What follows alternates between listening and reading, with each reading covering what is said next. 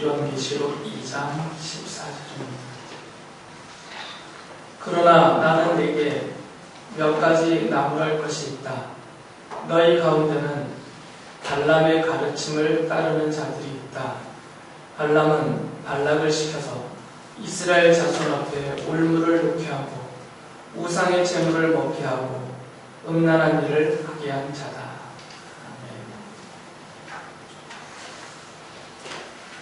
읽어드린 말씀은 주님께서 소아시아의 지금의 터키에 있는 7교회 중에 어가버 교회에 하신 말씀이에요. 지금 민수기를 살피고 있는데 왜 갑자기 요한계시록 말씀을 근본으로 읽었냐면 이 발람의 가르침이라는 말이 여기 나오기 때문입니다.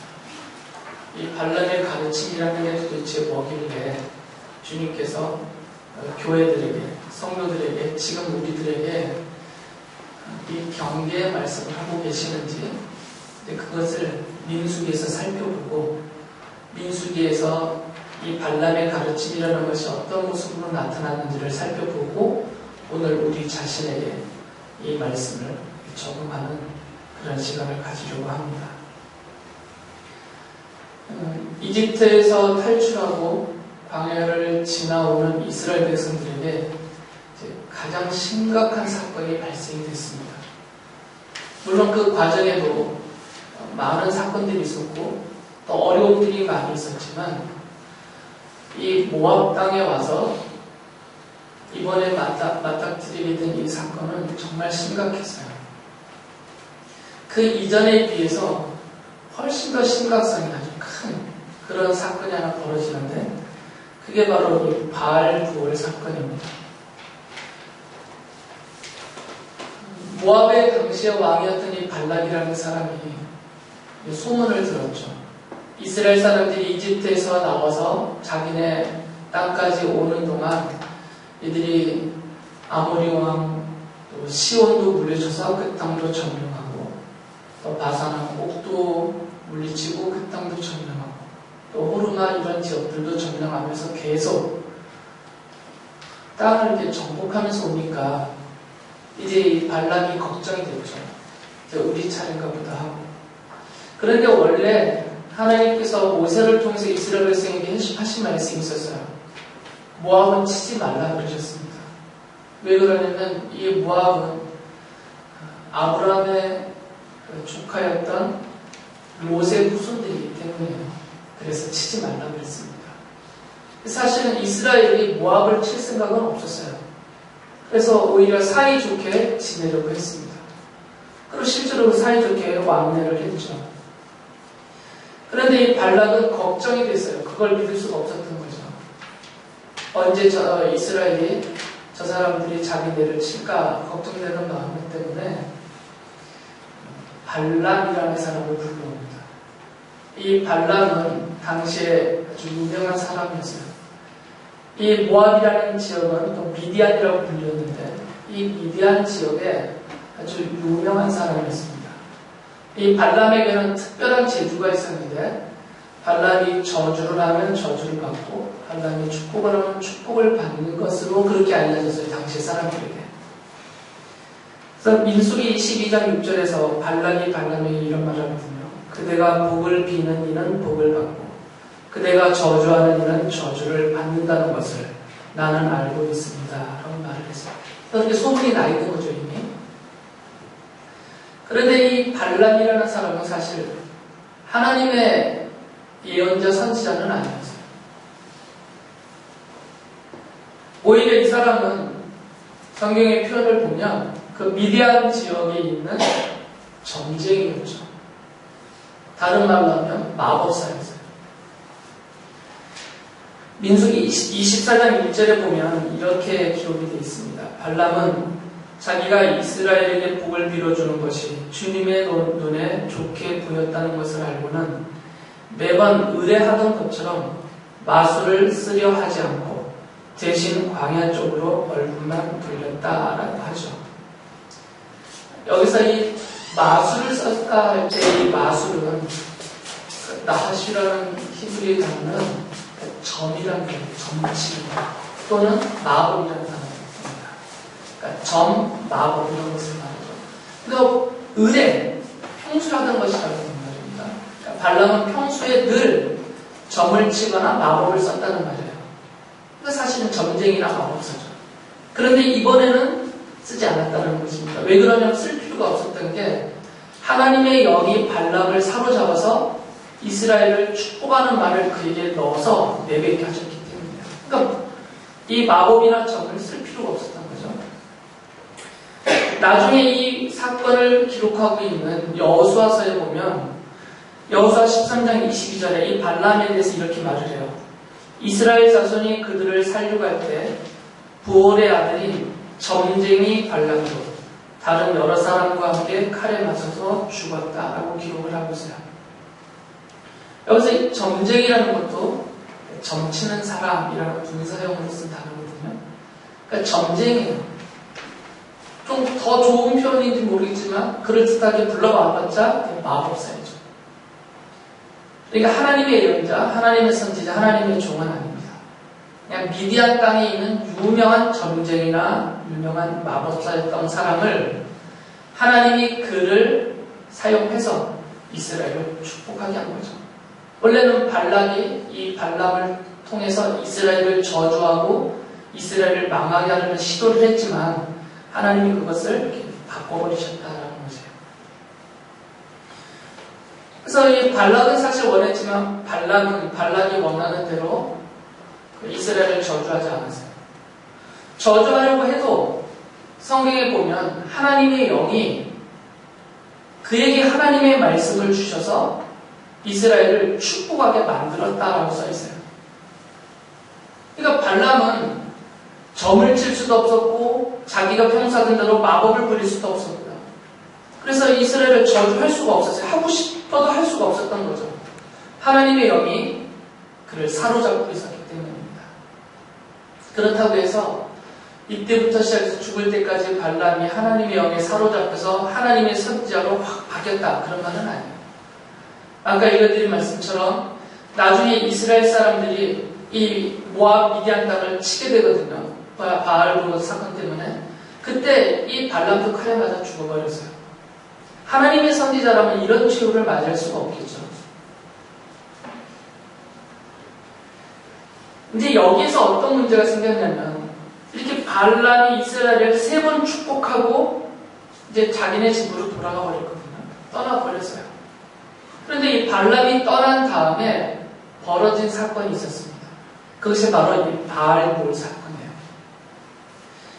바알볼이란 말은 뭐냐면 부올이라는 땅에서 섬기는 바알 신이란 말이에요. 당시 강한 접경의 민족들은 조속들은 자신들의 고유의 신을 다 섬기고 있었습니다. 그런데 자신들의 고유의 신을 바알이라고 불렀어요. 그러니까 바알은 특정한 어떤 한 신의 고유 명사가 아니라 보통 명사죠. 우리가 그냥 신 이렇게 부르는 것처럼 바알은 그런 신이라는 보통 명사예요. 그래서 어디에 바알 이렇게 되는 거죠. 지금 여기서 바알부올이라는 것은 이 부올이라는 땅, 그 모압 땅, 미디안 땅의 옛 이름 중에 하나가 부올인데 부올이에요. 그 지명이. 그 부올이라는 지역의 바알이라는 말이에요. 이것은 모압 족속이 섬겼던 그들의 신 중에 가장 높은 신을 바알부올 이렇게 불렀죠. 그래서 그 열왕기 상해에 보면 18장 8절을 보면 바알들이라는 복수형을 써요. 그러니까 바알이 하나가 아니기 때문에 그 지역에 있는 많은 바알들, 다시 말하면 많은 우상들 그런 말이에요. 근데 이게 무슨 사건이냐면 이집트에서 나와서 광야를 40년 지나고 모압 평야까지 온 이스라엘 백성들이 이 모압 여인들과 동침을 했어요. 근데 여기서부터 사건이 시작이 된 겁니다. 이제 왕래를 하면서 이 모압의 이스라엘 남자들이 모압의 여인들을 좋아하여서 같이 잠자리를 했단 말이죠.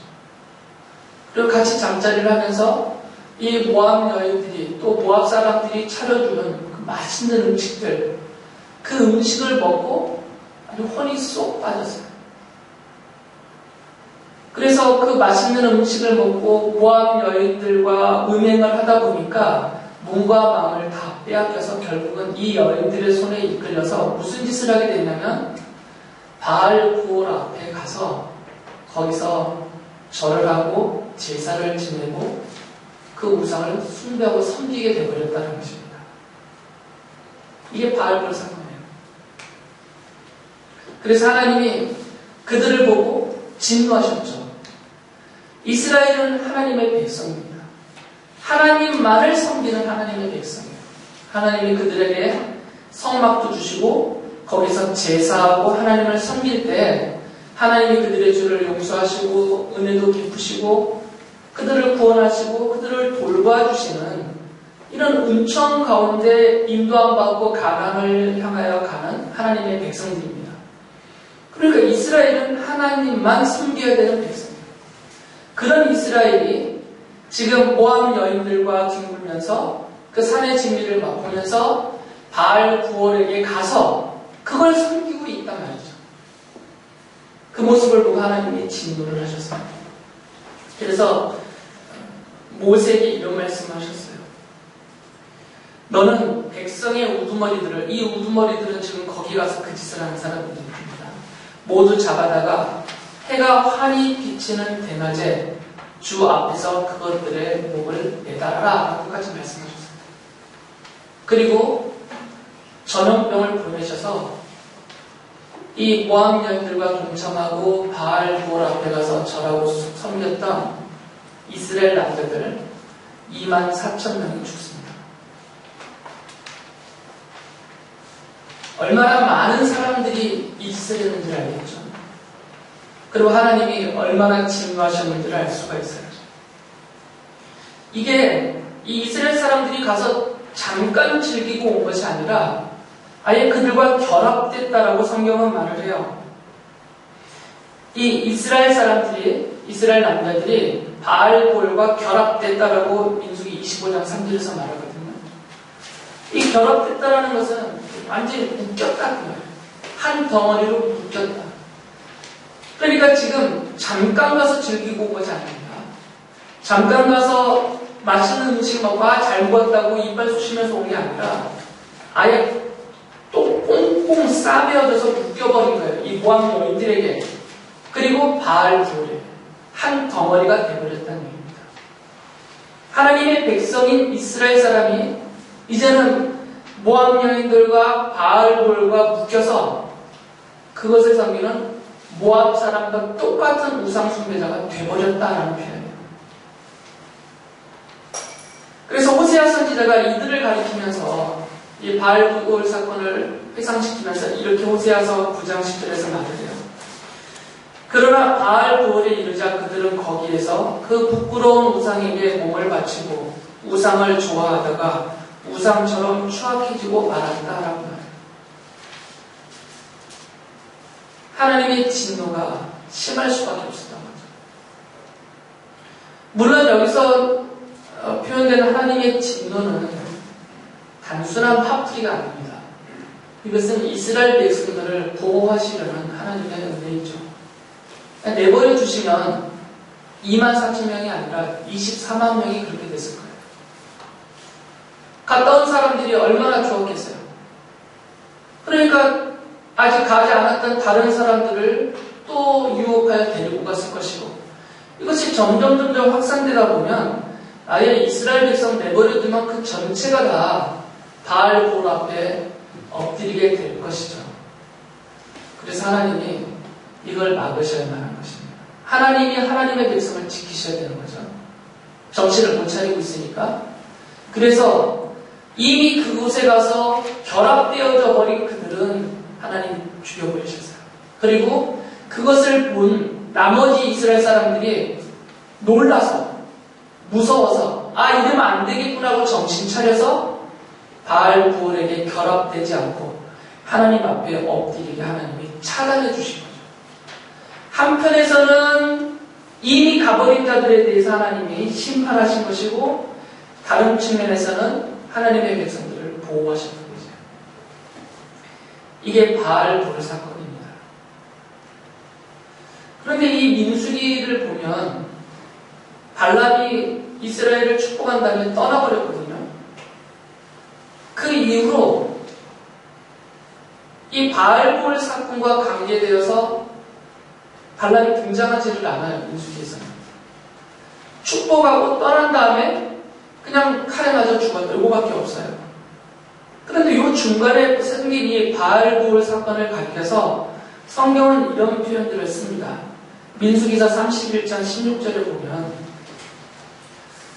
이제 하나님이 진노하셔서 이스라엘은 벌하셨지만 이제 이 미디안 사람들, 이 모압 사람들 하나님이 치러 오셨어요. 이들도 멸절시켜요.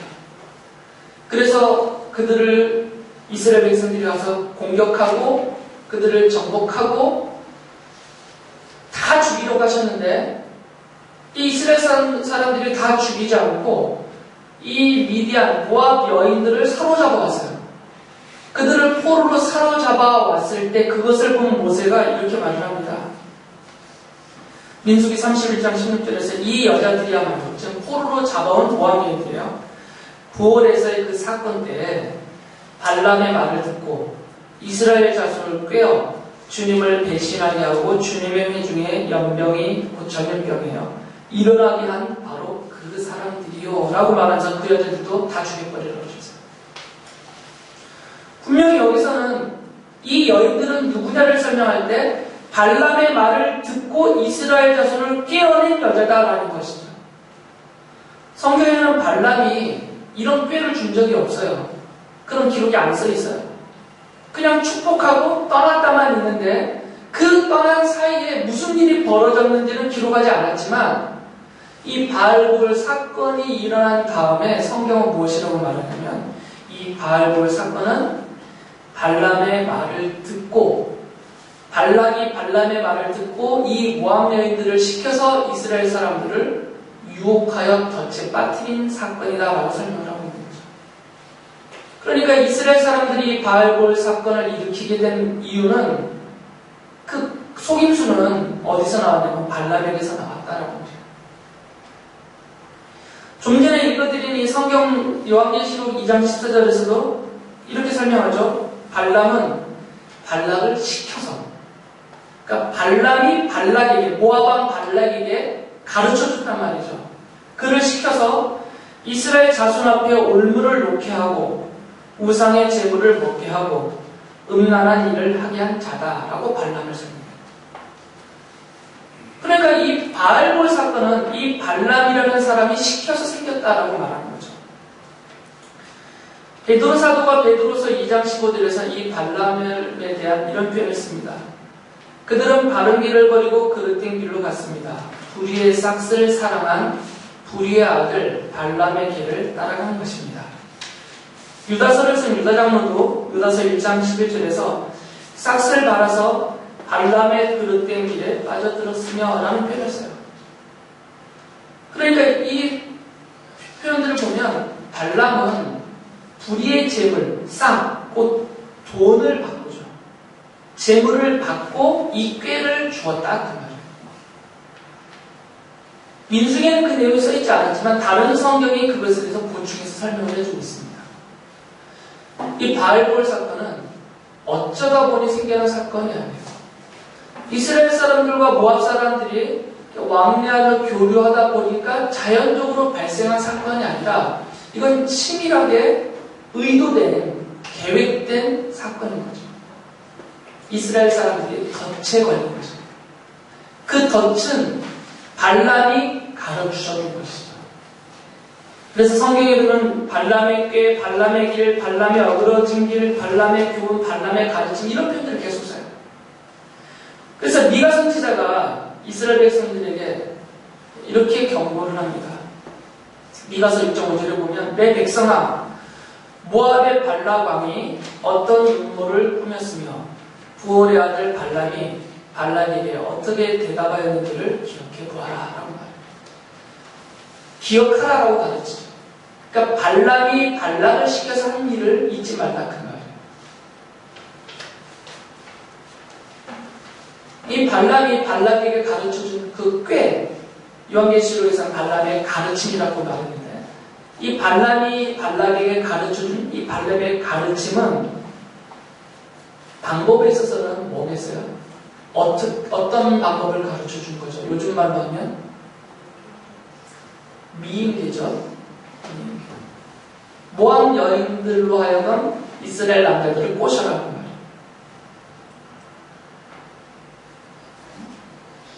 이게 저는 원래 성경 해석할 때 추론, 추측 별로 안 좋아하는데 이건 그럴 수도 있을 것 같아요.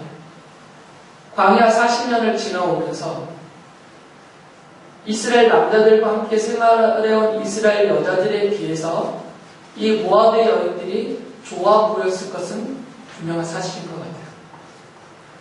함께 40년 동안 사실 물이 부족한 지경에서 지나오니까 제대로 닦지도 못했을 것이고 몸을 가꾸지도 못했을 것이고 그 모래바람과 태양볕에서 살은 다 터졌을 것이고 그런데 이 모압의 여인들은 그 기름진 땅에서 얼마나 몸단장도 잘하고 특별히 남자들을 유혹하려고 준비했으니까 깨끗하고 예쁘고 상대적으로 비교하면 물론 정신 차린 남자들도 있어요. 다 그런 건 아니니까. 정신 못 차린 남자들은 상대적으로 비교하면 이 여자들이 좋죠. 그러니까 이 미인계가 통할 수밖에 없는 환경이었어요. 근데 두 번째 방법은 뭐였냐면 음식이었어요. 맛있는 음식. 이 모압 여인들이 맛있는 음식을 찾아냈어요. 이스라엘 사람들이 광야 40년 동안 먹은 건 뭐였어요? 뭐 먹고 살았죠? 만나와 메추라기 딱 두 가지 붙어있죠. 요리법을 아무리 다양하게 해도 이 만나라는 가루를 가공해서 먹을 수 있는 게 뭐 몇 가지나 되겠어요. 물론 메추라기도 참새보다 좀 크죠? 메추라기가 세곡이잖아요. 이거 두 가지만 40년을 먹었으니 얼마나 질리겠어요. 그러니까 지금 이 모압 여인들이 뭐 눈곱도 안 떼고 머리도 산발해서 했겠어요. 예쁘게 준비하고 맛있는 것을 온갖 요리를 준비해서 딱 차려놨으니까 정신이 없겠죠. 맛있는 음식과 어여쁜 여인들 앞에서 정신 차릴 남자가 흔하진 않을 겁니다.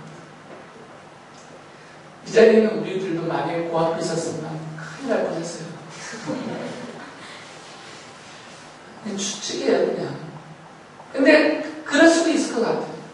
왜냐면 이스라엘 사람들이 너무나 쉽게 넘어가 버렸으니까. 이 유혹이 아주 강력한 이유는 그게 딱 맞아 떨어졌기 때문에 강력한 거죠. 별거 아니면 넘어가겠어요. 큰일 나는데 죽는데. 그래서 결국은 이 이스라엘 남자들이 그 여인들과 그 음식들에 취하여서 마음도 빼앗겨버리고 생각도 빼앗겨버리고 나중에는 몸까지 빼앗겨서 이제 이 여인들과 결합이 되어버렸죠. 이제 여자들이 하자는 대로 할 거예요. 그래서 어디까지 끌려갔냐면 바알볼 앞에까지 끌려간 거죠. 바알볼 앞에 끌려가서 거기서 절하고 거기서 제사하고 그 제사 음식을 함께 먹으면서 그렇게 좋다고 거기서 그러고 있었던 거죠. 그래서 하나님이 진노를 하셨는데 이 하나님의 진노의 말씀을 듣고 이스라엘 백성들이 지금 막 통곡하고 난리가 났어요. 그들이 진 밖에 나와서 통곡하고 난리가 나서 막 어쩔 바를 모르고 있는 그 순간에조차도 시몬이라는 사람이 이 사람은 그 시몬 지파의 지도자 살루라는 사람의 아들이에요. 비중 있는 사람이죠. 그 와중에 지금 하나님의 진노의 말씀이 선포가 됐고 이스라엘 백성들은 우린 다 준비됐다고 막 울면서 회개하면서 막 난리를 치고 있는 그 상황에서 시므리라는 사람은 모압 여인을 해요. 평소에 그 모압 족속의 한 족속의 또 족장 딸 여자죠. 이 여자를 데리고 자기의 텐트 안으로 또 들어간 거죠. 잠자리를 하고. 그래서 제사장 비느하스가 쫓아 들어가가지고 창으로 이 두 사람을 두 사람이 이렇게 붙어 있으니까 창으로 관통을 해버리죠, 둘을. 그런 일이 벌어졌어요. 그러니까 얼마나 정신을 잃었는지를 알 수가 있겠죠. 하나님의 진노가 지금 막 쏟아지는 상황에서도 그러고 있었으니까. 그러니까 완전히 빼앗겼다라는 대표적인 사건을 말해주는 거예요. 이게 바알볼 사건이에요. 이게 발람의 가르침에서 시작이 된 것입니다. 그런데 이 사건을 예전에 이스라엘 백성들이 그랬다 이렇게 끝나지 않고 성경이 교회들에게 말씀을 하셨어요. 아까 말씀드린 것처럼 이 요한계시록 2장 14절은 소아시아에 있는 7교회 중에서 버가모 교회에게 하신 말씀이에요. 버가모 교회와 그 성도들에게. 지금 이방 사람들에게 한 얘기가 아닙니다. 바알볼을 섬기고 있는 모압 사람들에게 한 얘기가 아니라 교회에게, 하나님의 자녀인 성도들에게 하시는 말씀입니다. 너희 가운데는 있어 너희는 이 버가모 교회의 성도들이에요. 요한계시록에는 2장에는 7교회는 하나님의 모든 교회를 대표하고 있는 상징성이 있습니다.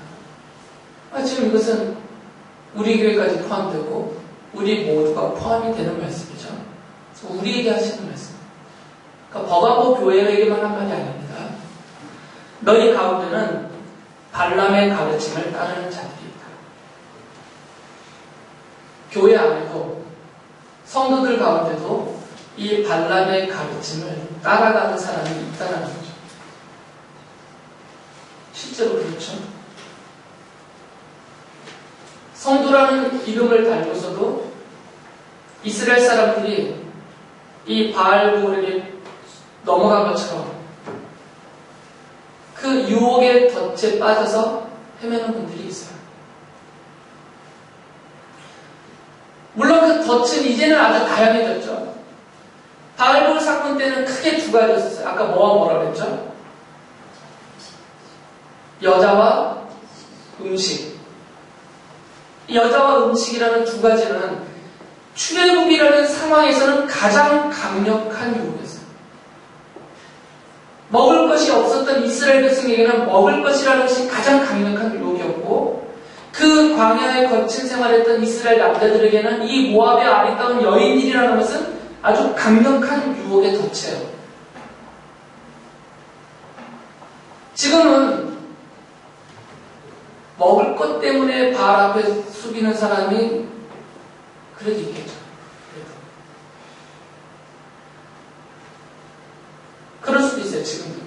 그러나 이것 말고도 지금 우리 앞에도 이 바알 부올 사건에 똑같은 짓을 하게 만드는 유혹의 덫이 많다는 거죠, 우리 앞에. 이 덫은 누가 낳겠어요? 발람이 낳겠습니까? 발람이 무슨 이스라엘 백성들을 뭐 철천지 원수라고 이스라엘이 다 죽을 때까지 나는 못 참지 이랬겠어요? 발람을 시켜서 하나님의 백성 이스라엘을 무너뜨리려고 한 그 배후에 당연히 누가 있겠습니까? 사탄이 있겠죠. 하나님을 거역하고 하나님의 백성을 대적하는 당연히 사탄이 그 뒤에서 발람을 시켜서 발락을 통하여서 이스라엘을 넘어뜨립니다. 그러니까 이 바알 부올 사건을 일으킨 이 발람의 가르침이라는 것은 근본적으로 어디서 나왔냐면 사탄의 가르침이에요. 사탄의 꾀라는 거죠. 이 사탄의 꾀와 유혹과 이 덫은 우리도 예외가 없습니다. 너희 가운데라는 표현들. 그래서 실제로 우리 앞에도 이렇게 쫙 깔려있어요, 이 덫이. 목사인 저의 인생 앞길에도 이건 동일하게 쫙 펼쳐져 있고요. 이 자리에 있는 여러분들, 남자, 여자 가릴 것 없이 모든 성도들 앞에 이 덫이 쫙 깔려있어요. 피하기 정말 어렵습니다. 빠지기 너무 쉬워요. 더군다나 고국을 떠나서 이 타국에 그다지 간섭받지 않은 어느 정도 자유로운 이 땅에 와서 사는 우리들에 있어서는 더더욱 심합니다. 이것이.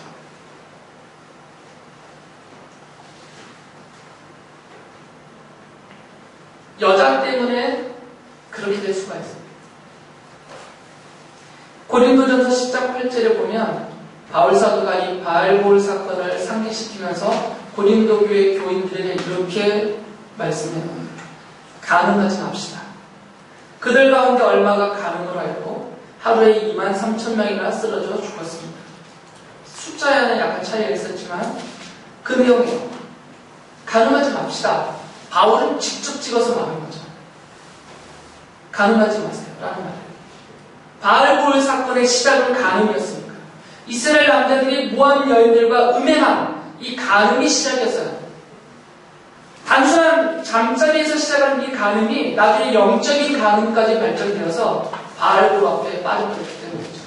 그래서 간음하지 말자고. 우리가 어떻게 이 발람의 속임수, 더 나아가서는 이 사탄의 덫에서 벗어날 수 있냐면 기억을 해야 됩니다. 첫 번째 무엇을 기억해야 되냐면 이 바알볼 사건을 기억하고 살아야 돼요. 민숙이 지나가면 잊혀지는, 그냥 민숙이 지나면 덮어버리는 그런 사건이 되면 안 됩니다. 바알볼 사건은 잊어서는 안 되는 거죠. 이거는 신약의 초대교회들에게도 상기시켰던 일이에요. 바알볼 사건. 약 1500년이 지난 후에 바알볼 사건이 발생하고 약 1500년이나 흐른 후에도 여전히 하나님께서 하나님의 백성들에게 교회에게 상기시켰던 그 사건이 바알볼 사건. 그리고 장차올 모든 교회에게 기억하고 경계시켰던 말씀이 이 바알볼 사건입니다. 그리고 우리가 잊지 말아야 되는 거죠. 이 바알볼 사건. 이 네 글자는 잊으면 안 됩니다. 바알볼. 이걸 기억해야 되죠. 그것이 사탄의 덫이었다는 것을, 그리고 그 결과가 얼마나 끔찍했다라는 것을 기억하고 살아야 되는 거죠. 남자들이 음행의 덫에 빠질 때 이것이 한 잠자리 한번 딴 여자와 가졌다라는 단순한 사건이 아니라 이 여인과 내가 가늠한 것이 얼마나 심각한지, 그 자체와 그 결과가 얼마나 심각한지를 바알볼 사건을 기억하면서 생각하라 그 말이에요. 그러니까 손을 뻗으려도 걷고 발을 디디려도 다시 걷어들이라 그 말이죠. 바알볼 사건을 기억을 해야 됩니다. 이건 단순히 음행만을 말하는 것이 아닙니다. 모든 유혹의 덫을 다 그렇게 보라 그 말이죠. 어떤 사람에게는 여자가 문제가 안 될 수가 있습니다.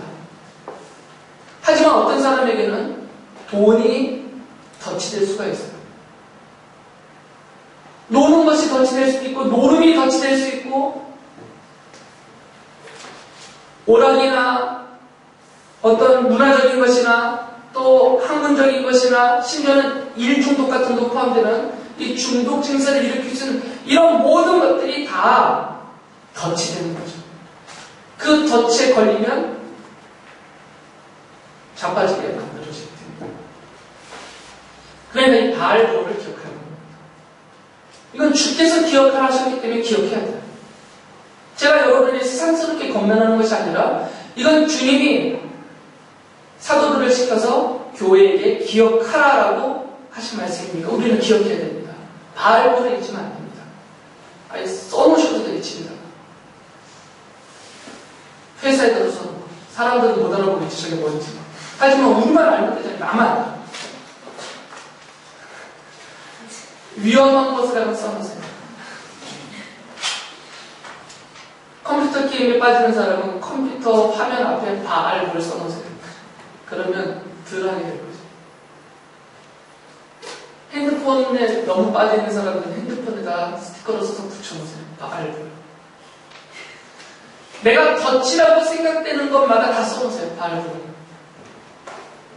유치하게라도 해야 되면서. 여러분, 우리는 스스로를 제어 못하니까 바알볼만 기억하더라도 그 덫에 빠질 확률을 줄여둘 수가 있기 때문입니다. 두 번째는 말씀드린 대로 특히 남자들, 우리 남성분들은 안심하셔도 될 것 같아요. 이곳에 있는 우리 여성분들은 이 음행에 빠질 일은 정말 없을 것 같습니다.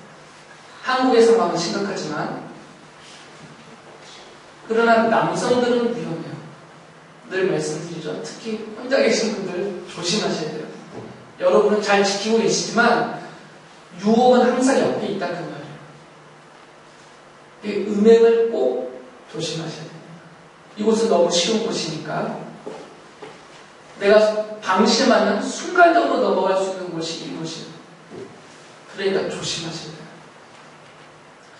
제광명리는 아직 무슨 말인지 모르겠죠? 이학문 집사님한테 물어보세요. 무슨 얘기인지 잘 설명해 주시더라고요. 여기를 잘 아시니까. 음행 조심해야 됩니다. 그러나 이 두 가지는 소극적인 거죠. 바알볼 사건을 늘 기억하고 막 써붙여놓고 보고 또 여자를 주목하고 남자를 주목하고 이런 것들은 소극적인 방법입니다. 늘 수세적인 거기 때문에 더 이쁜 여자가 막 나타나면 정신이 이렇게 돼 있어요. 여러분 앞에 갑자기 이영애가 나타나고 그러면 정신이 잃을 수가 있단 말이죠. 송중기가 나와야 갑자기 앞에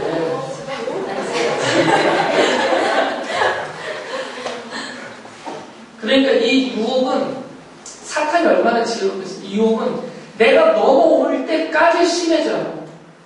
내가 빠질 때까지 그렇게 계속 땡긴단 말이죠. 점점점 세져요. 그러니까 이게 소극적으로 방어만 하다가 어느 순간에 넘어가기 쉽단 말이죠. 그러니까 근본적인 해결책은 뭐냐면 이 세 번째 겁니다. 첫째는 바알보를 기억해야 되고 두 번째는 음행을 삼가야 될 것이고 그럼 이건 너무 약해요. 세 번째가 가장 근본적인 해결책인데 발람의 가르침이 바알볼에 빠뜨린 거잖아요. 그럼 이 발람의 가르침과 반대되는 것이 뭐겠어요? 바로 십자가의 가르침이죠. 십자가의 가르침을 따라야 됩니다. 발람의 가르침을 따라가면 바알볼이에요. 그러나 십자가의 가르침을 따라가면 우리 주님입니다. 주님 안에 있는 영생이고 주님 안에 있는 참된 행복입니다. 그러니까 십자가의 가르침을 따라가야 됩니다. 바울이 빌립보 교회 교인들에게 바울 서신을 쓰면서 탄식하며 이렇게 말했어요. 3장 18절 보면 내가 여러분에게 여러 번 말하고 지금도 눈물을 흘리면서 말하지만 그리스도의 십자가의 원수로 살아가는 사람이 많이 있습니다. 여러 차례 말했어요. 빌립보 교회 교인들에게 여러 차례 말했다는 것은 반복되고 있다는 얘기잖아요. 그 일이.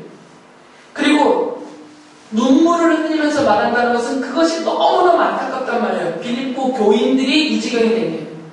빌립보 교회 교인들 가운데 이런 사람들이 있단 말이에요. 그리스도의 십자가의 원수로 살아가는 사람들이 빌립보 교회 가운데 있었어요. 그 사람들이 누구겠어요? 발람의 가르침을 따라간 사람들이죠. 발람의 가르침을 따라가면 그리스도의 십자가의 원수된 길로 가는 것이에요.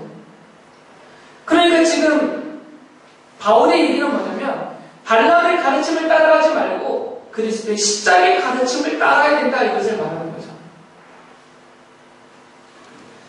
예수님이 제자들에게 마태복음 16장 24절을 보면 여러분이 잘 아시는 이런 말씀하셨어요. 누구든지 나를 따라오려거든 자기를 부인하고 제 십자가를 지고 나를 따라오거라. 예수님을 따라와야 된다라고 했죠. 예수님을 따라간다는 것은 뭘 따라가겠어요? 그리스도의 십자가의 가르침을 따라가는 것입니다. 이것이 예수님을 따라가는 것이에요. 우리는 그냥 뭐 예수님이 어디 보이겠어요? 이정표를 놓치는 것도 아니고 예수님을 따라오라라고 예수님이 하신 말씀은 예수님께서 십자가에서 우리에게 가르쳐 주신 이 십자가의 도, 십자가의 가르침. 개역 성경 예전에서는 십자가의 도라고 했어요. 십자가의 가르침을 따르라 그 말이에요. 십자가의 가르침이 무엇인지에 대해서는 아직껏 제가 반복해서 말씀을 드렸기 때문에 또 장황하게 말씀을 못 드려요. 그러니까 방법을 이렇게 쓰시면 돼요. 내가 빠질 것 같은 사탄의 덫, 그 유혹의 덫, 발람의 가르침으로 생각되는 것에는 바알볼이라고 다 써서 붙여놓고 붙이기 위치하면 마음으로라도 생각하고, 근데 마음으로 생각하면 자꾸 잊어버리니까 웬만하면 써서 붙이는 것도 좋겠죠. 써서 붙여놓고. 남자는 여자를 조심하고, 여자는 남자를 조심하고. 정말 조심해야 돼요. 이런 방어적인 자세를 가지면서 동시에 내 눈앞에 늘 십자가가 보여야 된다는 거죠. 십자가가 우상처럼 사용되는 것은 안 됩니다. 그 십자가 자체에서 뭐가 막 나타나고 막 이러는 것처럼 십자가 자체를 형상화하고 우상화하는 건 안 돼요. 그러나 우리 인간은 단순하기 때문에 뭘 자꾸 보여야 생각이 나기 때문에 내 눈으로 보이도록 늘 십자가가 내 눈앞에 있는 것은 좋습니다. 교회만 오면 십자가가 보이는 것이 아니라 내 가정에서도 십자가가 보이고 내 직장에서도 십자가가 보이고 내 몸의 소지품 중에도 십자가가 보이고 그럼 얼마나 좋겠어요. 이 사탄의 그것 앞에서 십자가를 보고 우리 주님의 십자가의 가르침을 다시 기억하고 내가 이 덫에 빠지면 안 된다는 것을 알고 그 가르침을 따라 돌이키는 것이 그것이 좋은 방법이라는 것입니다. 물론 우리 힘으로 이것이 완전히 되진 않겠지만 주께서 이렇게 할 수 있도록 도와주실 것입니다. 왜 그러냐면 주님은 우리를 돌보시고 우리를 인도하신다는 약속을 해주셨기 때문이에요. 우리가 이 바알볼 앞에 떨어졌던 이스라엘 사람들처럼 그렇게 되지 않도록 주께서 우리를 돌봐주실 것이고 우리를 인도해 주실 것입니다. 우리를 깨우치셔서 이것이 바알 부원의 덫이다. 사탄의 덫이다라는 것을 깨달아 알게 해주시고 그것에서 벗어날 수 있도록 힘도 주실 것이고 늘 주님이 십자가의 가르침을 따라서 나의 죄 때문에 십자가에서 돌아가신 그 주님의 은혜와 은총에 감격 감사하면서 주님을 따르는 제자의 삶을 살게 하실 것이에요. 고린도전서 1장 18절에서 바울 사도가 이런 말씀을 합니다. 십자가의 말씀이 멸망할 자들에게는 어리석은 것이지만 구원을 받는 사람인 우리에게는 하나님의 능력입니다. 이 십자가의 가르침이 우리를 구원하시는 하나님의 능력이고 우리가 하나님의 자녀로 살게 하시는 하나님의 능력이고 이 사탄의 덫을 뿌리치게 하는 하나님의 능력이 된다는 것입니다. 십자가의 가르침이 아니고서는 이렇게 할 수가 없습니다. 나의 인격으로, 나의 경험으로, 나의 생각으로, 나의 의지로 안 됩니다. 이것은. 오직 우리가 주님의 돌보심 안에서 그 인도하심을 받으면서 십자가의 가르침을 따를 때에만 이 발람의 가르침을 벗어날 수 있고 사탄의 유혹의 덫을 벗어날 수 있고 바알 부올 앞에 꼬꾸라지는 그런 수치와 비참함을 면할 수 있고 오직 주께서 십자가를 통해서 베푸시는 그 은혜를 그 돌보심과 인도하심을 받는 삶이 될 것입니다.